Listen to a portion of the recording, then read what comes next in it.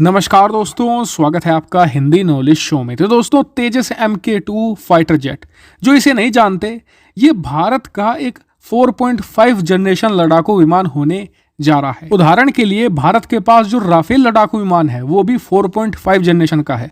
बस दोनों में अंतर ये है कि राफेल डबल इंजन है, तेजस MK2 सिंगल इंजन होगा। लेकिन सिंगल इंजन होने के बावजूद ये राफेल लड़ाकू विमान से कहीं ज्यादा एडवांस होगा टेक्नोलॉजी के मामले में।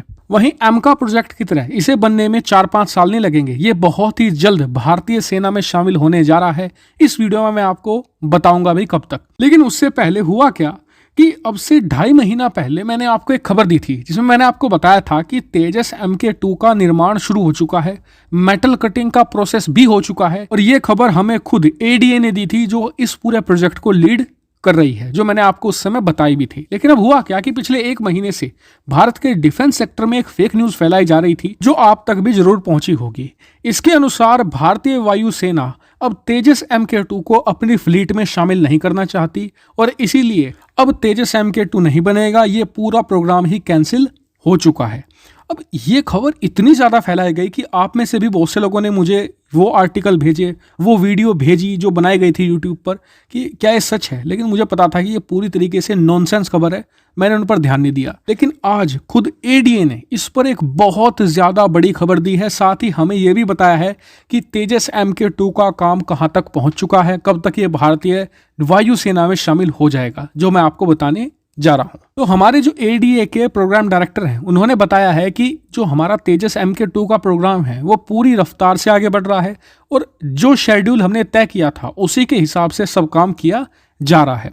दूसरी बात उन्होंने ये बताई कि इस काम को और तेज करने के लिए हमने करीबन 560 छोटी और बड़ी डिफेंस कंपनियां जो भारत की प्राइवेट सेक्टर की हैं उनके साथ टाई अप किया है, जिससे कि तेजस MK2 का काम बहुत तेजी से आगे बढ़े और हमारी जो डिफेंस इंडस्ट्री है उसका भी तेजी से प्राइवेटाइजेशन हो। वहीं उनकी तरफ से ये भी बताया गया कि तेजस MK2 का जो क्रिटिकल डिजाइन रिव्यू था वो कंप्लीट कर लिया गया है। आपको बता दूं कि जो क्रिटिकल डिजाइन रिव्यू होता है ना, इसमें सबसे ज्यादा टाइम कंज्यूम होता है, क्योंकि ये एक एक चीज को बहुत बारीकी से जांचा परखा जाता है, क्योंकि ये लास्ट चांस होता है लड़ाकू विमान में कोई भी बदलाव करने का। इसके बाद लड़ाकू विमान के डिजाइन में कोई भी बदलाव संभव नहीं हो पाता। इसीलिए यहाँ पर सबसे ज्यादा टाइम लगता है, क्योंकि हर चीज को बहुत बारीकी से देखा जाता है। इसके अलावा जो सबसे ज्यादा इंपॉर्टेंट बात उन्होंने बताई वो ये कि तेजस MK2 के अलग अलग पार्ट को बनाना शुरू कर दिया गया है और फिर इनकी जल्द से जल्द असेंबली शुरू कर दी जाएगी और 2022 में ही इसकी पहली यूनिट को तैयार कर लिया जाएगा। पूरी संभावना है कि 2022 के अंत में या 2023 के शुरुआत में, यानी लगभग अब से ठीक 1 साल बाद,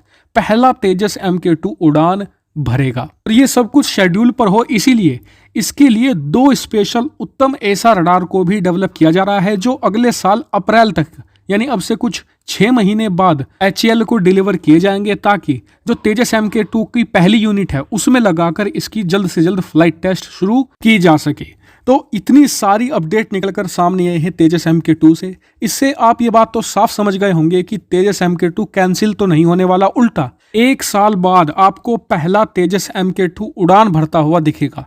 और देखिए, भारत सरकार के भी इसको लेकर काफ़ी बड़े प्लान्स हैं, क्योंकि जो हमारी वायुसेना में मिराज 2000 है, इसके अलावा MiG-29 है, उन सबको हटाया जाएगा वायुसेना से और ये नए नवेले तेजस MK2 वहाँ पर इंडक्ट करे जाएंगे। तो ऐसे में अगर अगली बार आपको कोई भी खबर दिखे जहां पर लिखा हो तेजस MK2 कैंसल, तो सिंपल सा उसे इग्नोर कर देना, क्योंकि वो एक फेक न्यूज़ होगी। फिलहाल इस वीडियो में इतना ही। वीडियो को शेयर कीजिएगा और चैनल को सब्सक्राइब नहीं किया है तो वो भी कर लेना। फिलहाल इस वीडियो में इतना ही। Thank you very much for watching video.